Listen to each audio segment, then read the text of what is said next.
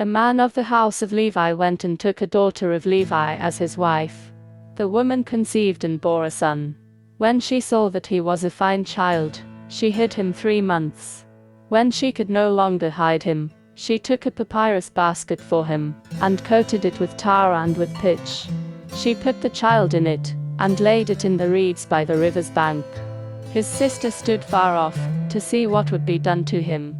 Pharaoh's daughter came down to bathe at the river. Her maidens walked along by the riverside.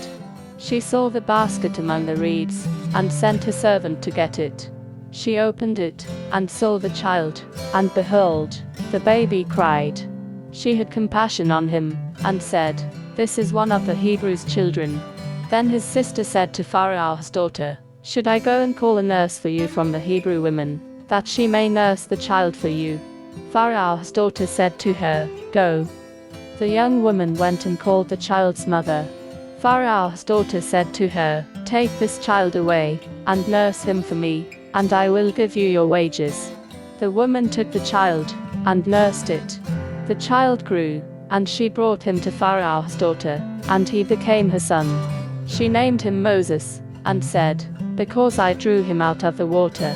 In those days, when Moses had grown up, he went out to his brothers and saw their burdens. He saw an Egyptian striking a Hebrew, one of his brothers. He looked this way and that way, and when he saw that there was no one, he killed the Egyptian, and hid him in the sand.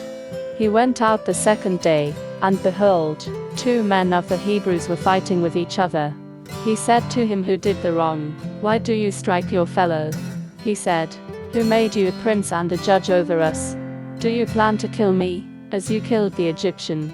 Moses was afraid, and said, "Surely this thing is known." Now when Pharaoh heard this thing, he sought to kill Moses. But Moses fled from the face of Pharaoh, and lived in the land of Midian, and he sat down by a well. Now the priest of Midian had 7 daughters. They came and drew water, and filled the troughs to water their father's flock. The shepherds came and drove them away, but Moses stood up and helped them, and watered their flock.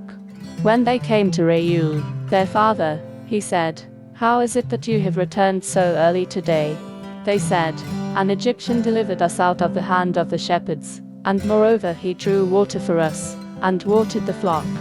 He said to his daughters, "Where is he? Why is it that you have left the man? Call him, that he may eat bread."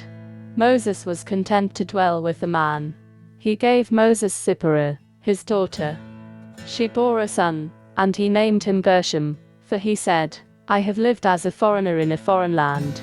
In the course of those many days, the king of Egypt died, and the children of Israel sighed because of the bondage, and they cried, and their cry came up to God because of the bondage. God heard their groaning, and God remembered his covenant with Abraham, with Isaac, and with Jacob. God saw the children of Israel, and God was concerned about them.